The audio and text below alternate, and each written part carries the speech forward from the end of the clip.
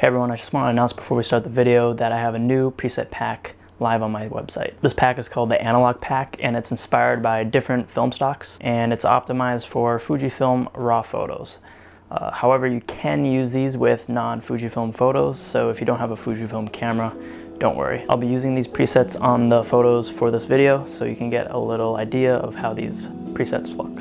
Also, my other two preset packs will be on sale till the end of August. So if you're interested, check out the link in the description. All right, this is part 2 of my New York City POV with the Fujifilm X100V.